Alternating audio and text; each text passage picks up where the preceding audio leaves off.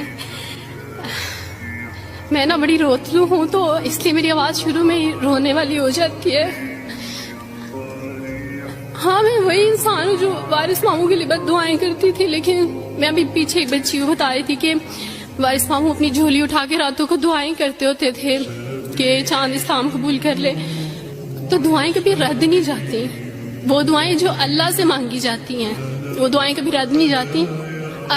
میں نے اپنی 25 سالہ زندگی جو تھی وہ کرسچینٹی میں اچھی خاصی پریچنگ میں گزاری. میں چرچ میں پریچ کرتی تھی, کلام پیش کرتی تھی.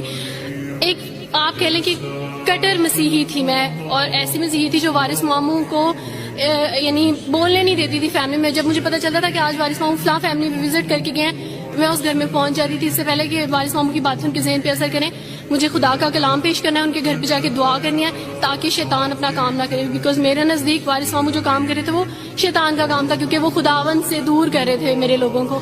تو میں اس فیملی میں پہنچ جاتی تھی, اپنے لوگوں کو چاہتی تھی کہ وہ خداوند کے ساتھ جڑے رہیں, وہ کبھی خداوند کا انکار نہ کریں, وہ یسوع مسیح کا انکار نہ کریں. یہ سب میری یعنی میں آپ کہہ لیں کہ ایک اسٹرانگ ورک کرتی تھی. مجھے اس چیز کا ڈر رہتا تھا کہ وارث ماموں کی وجہ سے اب مزید لوگ اسلام قبول نہ کریں, لیکن کیا پتا تھا کہ اللہ تعالیٰ مجھے ہی دائرہ اسلام میں لے آئیں گے اور میں ہی وہ شخص بنوں گی جو اسلام قبول کرے گی. CSS کر رہی تھی, میں نے BA کمپلیٹ کیا اپنا, اور اس کے بعد میں CSS کر رہی تھی. اس کے دوران اللہ تعالیٰ نے مجھے یہ توفیق دی کہ اسٹڈی آف ڈفرینٹ ریلیجینس کی کتاب پڑھنے کے دوران یہ سبجیکٹ جب میں پڑھ رہی تھی تو مجھے پتا چلا کہ اسلام ہی خوبصورت مذہب ہے.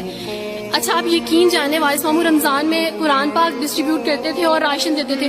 تو میرے بھائی کے ایک جہاں ڈیوٹی کرتے ہیں وہاں ایک انکل تھے, گارڈ تھے, ان کے لیے قرآن پاک لے کے ان سے رکھا ہوا تھا اور راشن بھی لے کے رکھا ہوا تھا. اور میں اس قرآن پاک کو نا چھپا چھپا کے اپنی سیف میں رکھتی تھی اور ڈرتی تھی کہ کسی دن میں اس کو کھول نہ لوں. اکثر ایک دو دفعہ پکڑا کہ کھول کے دیکھوں تو صحیح, کوئی نہ کوئی غلطی تو ہوگی نا اس قرآن میں بھی, یہ تو بڑی باتیں کرتے ہیں بائبل کے بارے میں, کچھ نہ کچھ تو ہوگا. لیکن اب یقین جانے ایک ڈر تھا کہ جس دن میں نے اس قرآن کو پڑھا میں اس قرآن کو اپنا دل دے بیٹھوں گی.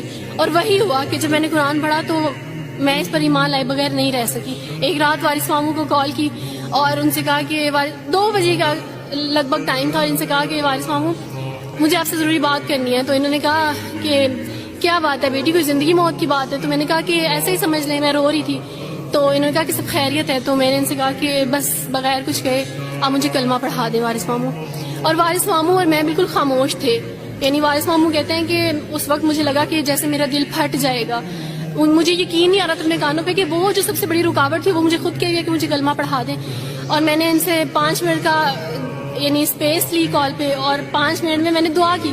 لیکن اس کے بعد میں نے کہا کہ اگر میں حق پہ ہوں, سچ پہ ہوں, تو بس پھر خداوند اس کو ہو لینے دے. اور وہی ہوا, میں نے اسلام قبول کیا اور سوچا تھا کہ CSS کمپلیٹ کرنے کے بعد فیملی میں اناؤنس کروں گی. لیکن اللہ تعالیٰ نے کچھ اور منصوبے بنائے ہوتے ہیں, انسان کے کچھ اور منصوبے ہوتے ہیں. آپ یقین جانے میری فیملی کو جلدی پتہ چل گیا. ایک رات میرے بابا نے وارث ماموں کو گھر بلایا اور ان سے کہا کہ ہم چاند کی شادی کرنا چاہتے ہیں, آپ اس سے پوچھ دیں کہ اگر کسی کو پسند کرتے ہو تو ہم اس کی شادی اس سے کر دیں, ہم جو ہے نا وہ اس کی مرضی کے خلاف نہیں جائیں گے. تو میں نے ان سے کہا کہ آپ ایسا نہیں کر پائیں گے. انہوں نے کہا کہ نہیں ہم کر سکتے ہیں. مجھے یہ تھا کہ مجھے پچھتاوا نہ رہے کہ میں نے شاید اس دن پاپا سے بات کرتی تو پاپا مان جاتے. تو میں نے ان سے کہا کہ پاپا میں ایک مسلمان مرد سے شادی کروں گی, آپ ایسا میرے لیے کر سکتے ہیں؟ اگر آپ کسی مسلمان سے میری شادی کریں گے تو ٹھیک ہے, میں شادی کرنے کے لیے تیار ہوں. میری گھر میں ایک سناٹا چھا گیا, اور اس خاموشی کے بعد جو ہے یعنی سب فیملی والے رونے شروع ہو گئے. انہوں نے کہا کہ آپ اپنے مذہب میں واپس آ جاؤ. لیکن یہ ہے کہ میں دین اسلام قبول کر چکی تھی.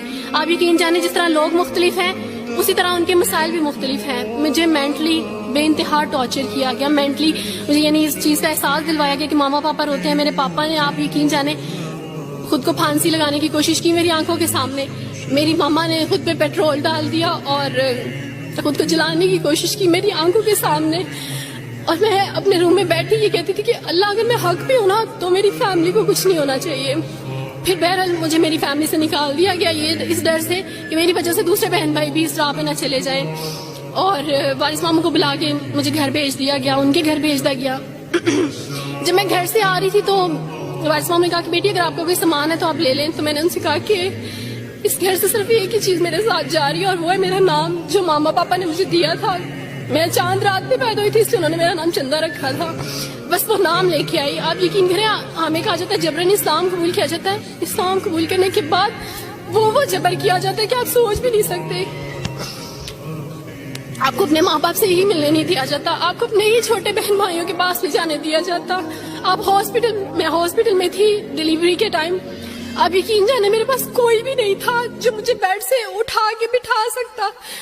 ऐसे मौके पे मुझे अपने अपनों की जरूरत थी, लेकिन मेरे अपनों के जबर ने मेरी मामा को मुझसे दूर रखा, मेरे बहन भाइयों को. मेरे क्रिश्चियन कोलीग्स ने ही मेरी फैमिली को प्रेशराइज किया कि इसको फैमिली से निकाल दें, क्योंकि अगर आप इसको मिलेंगे तो मजीद लोग भी अब्दुल वारिस की तरह, चंदा की तरह इस्लाम कबूल करेंगे. मैं ना हॉस्पिटल में लोगों से कहती थी कि मुझे बेड से उठा के बिठा दें, सिजेरियन के बाद मैं उठ नहीं सकती, मेरा बेबी रो रहा है, कोई मुझे बेबी पकड़ा सकता है. आइडिया ही नहीं था हॉस्पिटल में क्या क्या लेके जाते हैं. मेरे पास एक ऐसा दुपट्टा नहीं था जो मैं चेंज कर सकती. ऐसे मौकों पे आप यकीन जाने आजमाइश और जबर इस्लाम कबूल करने के बाद मिलता है.